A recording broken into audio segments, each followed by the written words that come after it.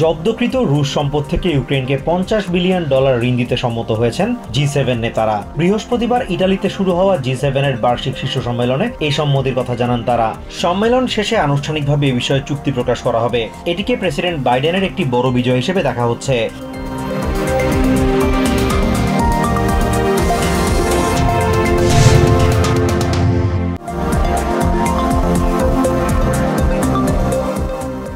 President বাইডেনের উত্থাপিত গাজায় যুদ্ধবিরতি প্রস্তাব বাস্তবায়নে ইসরায়েলের সদিচ্ছা নেই এমন ধারণায় বিরোধিতা জানালেন national security adviser Jake Sullivan. ইটালিতে G7 সামিটের ফাঁকে তিনি দাবি করেন প্রস্তাবটিতে ইসরায়েলের সমর্থন রয়েছে। চুক্তিতে পৌঁছাতে হামাসের সঙ্গে ব্যবধান কমিয়ে আনার প্রচেষ্টা চলছে।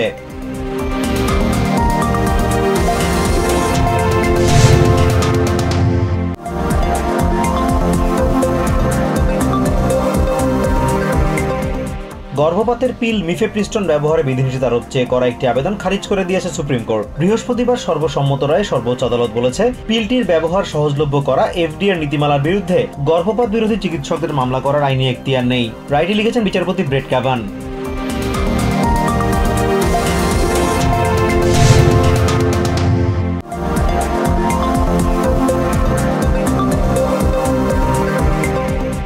মিফেপ্রিস্টন নিয়ে সুপ্রিম কোর্টের রায়ের ফলে নারীদের জন্ম নিয়ন্ত্রণের স্বাধীনতার লড়াই শেষ হয়ে যায়নি বলে মন্তব্য করেছেন প্রেসিডেন্ট বাইডেন। এক বিবৃতিতে তিনি আরো বলেছেন, সুপ্রিম কোর্টের এই রায়ে পরিবর্তন হয় না যে 2 বছর আগে তারা দেশের নারীদের মৌলিক অধিকার কেড়ে নিয়েছেন।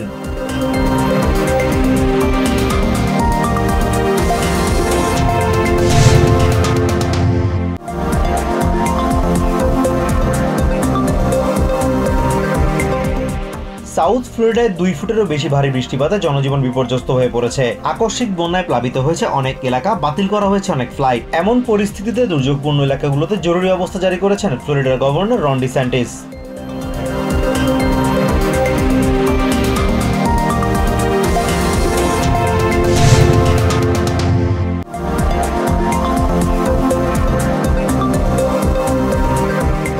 নিউ ইয়র্কের বাফেলো সিটিতে গাড়ি চুরি লাগামহীনভাবে বেড়ে যাওয়ায় উদ্বিগ্ন বাসিন্দারা। অ্যামহার্স্ট পুলিশ ডিপার্টমেন্ট জানিয়েছে 2019 সাল থেকে গাড়ি চুরি আশঙ্কাজনক হারে বেড়েছে। গাড়ির নিরাপত্তা নিশ্চিতে সচেতন হওয়ার পাশাপাশি গাড়িতে ব্যক্তিগত গুরুত্বপূর্ণ জিনিস না রাখার পরামর্শ দিয়েছে পুলিশ।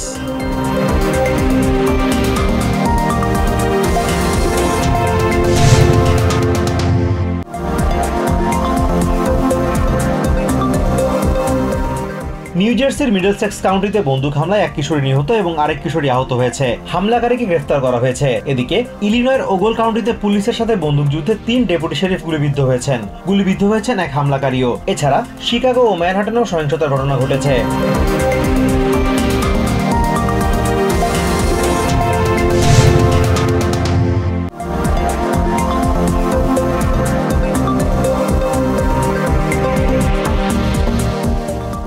নিউ জার্সির উডব্রিজ টাউনশিপে অভিযানকালে সন্দেহভাজন অপরাধীর গুলিতে 2 পুলিশ কর্মকর্তা আহত হয়েছেন। এদের মাঝে একজন NYPD ও অপরজন স্থানীয় পুলিশ ডিপার্টমেন্টের কর্মকর্তা। বুধবার দিনগত রাতে র্যারিটন হোটেলে ঘটনা ঘটে। নিউ ইয়র্ক সিটির ম্যানহাটনে একটি বন্দুক সহিংসতার ঘটনায় ওই সন্দেহভাজনকে খুঁজছিল পুলিশ।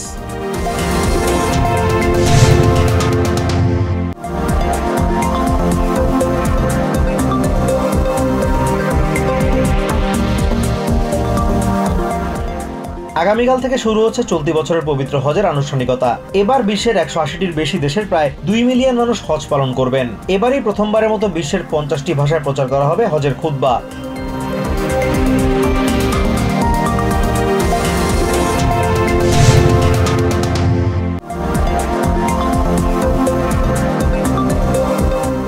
T20 বিশ্বকাপে নিজেদের তৃতীয় ম্যাচে নেদারল্যান্ডসকে 25 রানে হারিয়ে সুপার 8-এর পথে এগিয়ে গেল বাংলাদেশ।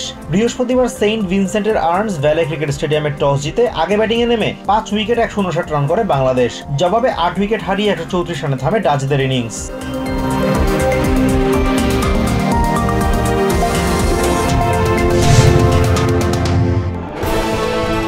সৌজন্যে সোশ্যাল ইসলামী ব্যাংক PLC।